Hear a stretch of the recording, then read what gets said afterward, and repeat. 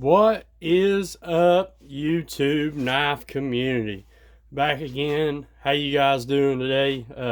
It's good to be back for another video. Today we're going to take a look at a fixed blade that I've had in my possession for some time now, that I was going to do some modifications on. Not really mods, but I was going to do a forced patina on this knife for a good buddy of mine. This knife belongs to Micah at Black Bear Custom Kydex. He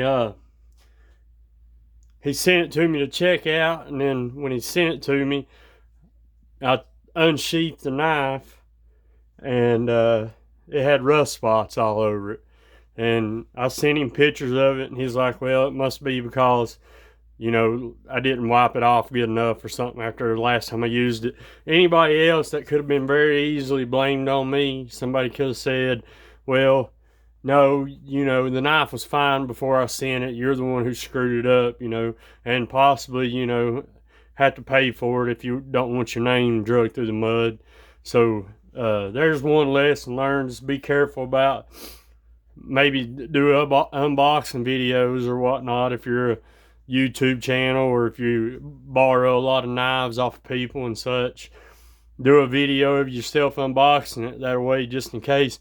But see, the bad thing about this knife was it laid around for probably about a month, well, a couple weeks anyway, before I really got it out of the sheath and looked at it.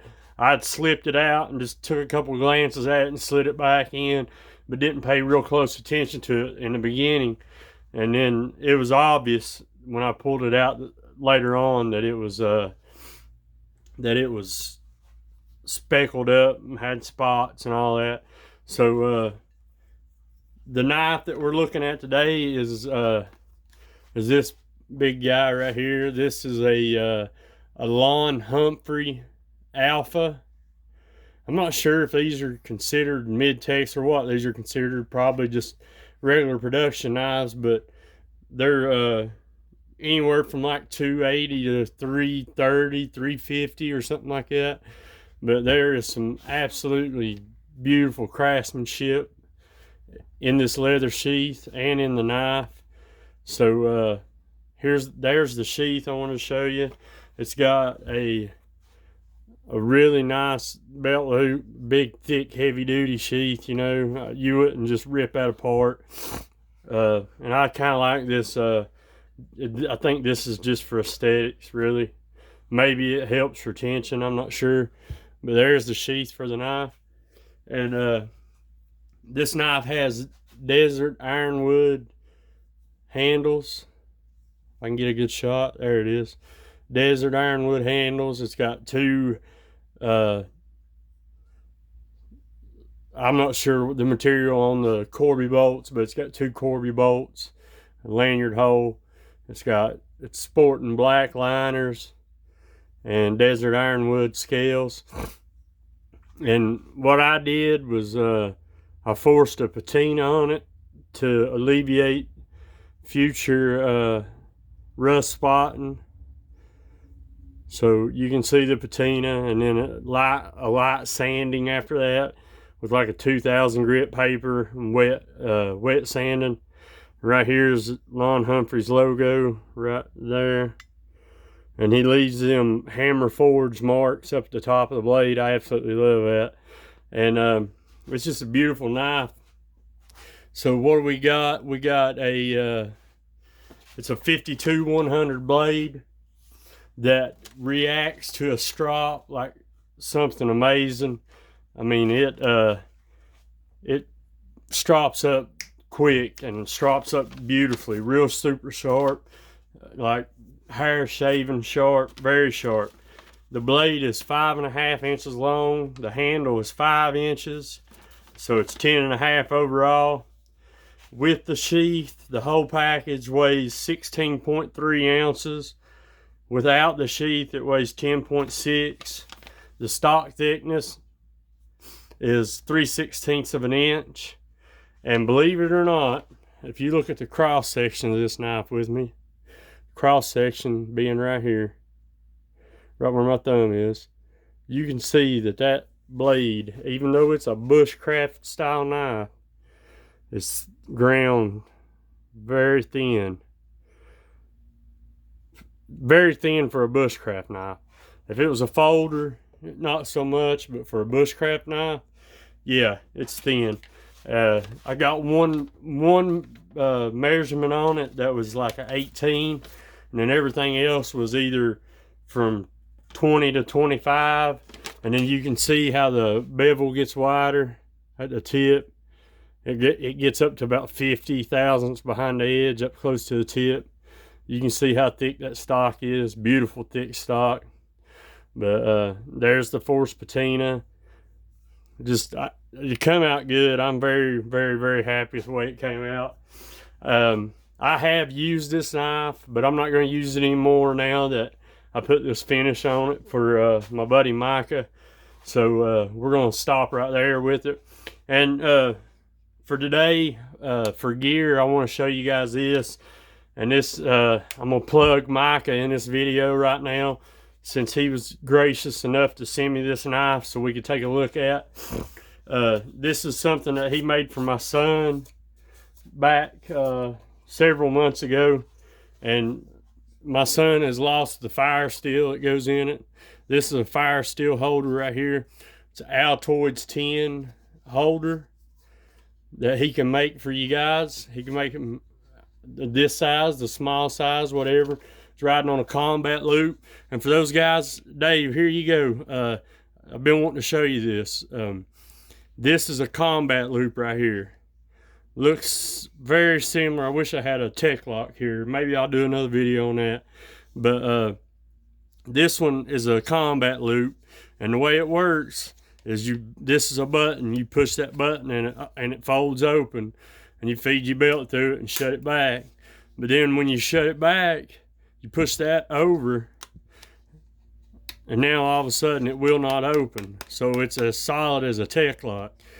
Really, to be honest with you, these are easier to get on and off your belt than a tech lock. They're pretty nice. And see, it's that Dots company that makes a lot of the Molly setups and all that good stuff. So it's pretty neat. But anyway, I wanted to show you guys that. It's just a little Altoids 10 first aid kit that I put together for my son and put it in this 10 holder that Micah made for me. So there's a plug on my good buddy Micah at Black Bear Custom Kydex. And then, just for giggles, I want to show y'all a couple mail calls that came today. This is the first one. Yeah, buddy. This is a sweet, sweet knife right here. They send you a sticker, a Hogue knife sticker. Love stickers, of course. The inside of this pouch is freaking awesome. Looks like somewhere I could lay in and go to sleep for a little while. It looks comfortable. It's got Hogue tag right there. It tells you that it's made in Mexico. The knife's not, though. So there's the pouch for the Doug Ritter RSK MK1, I think is the name of it. But everybody wants to compare this to the Griptilian. If you had a Super Freak in your hand, then you've had this knife in your hand. The action is so smooth. It's almost too smooth. I might tighten it up a bit. So it's smooth, and I don't get any blade play at all. No lock rock, none of that good stuff. Freaking awesome knife. Love it. I'm very, very, very stoked that I picked that up. Very stoked that I picked that up. And another mail call that come today. Shout out to Big Red EDC. CJRB Crag. He has fun saying it, so I might as well too. CJRB Crag. There we go. This is the Crag.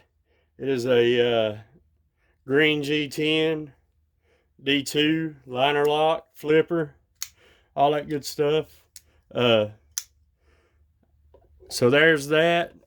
And he also sent a ton of swag. Here, JB, remember one day you dumped all that swag out? There it is. A bunch of swag from all over the place. I got Zach stickers. I got Nice Slicer stickers. I got Big Red stickers. Smoky Mountain Knife Works stickers. Just an awesome swag pack. And that stuff came because I want to give away on JB's channel. And having this knife around, holding it, you know, I've been wanting to see the quality that everybody's talking about with these CJRBs. And if anybody don't know, that is Artisan Cutlery's budget line. But having one of these in my hand showed me the quality. So I went ahead and picked up the CJRB Centros, which is that Dylan Mallory design. That looks like the Artisan Archeo. So I picked one of those up. So I will have two Artisan D2 blades. So if anybody wants to see some testing on some budget D2, let me know in the comments. We'll put that together. But the meat and the potatoes today was this guy.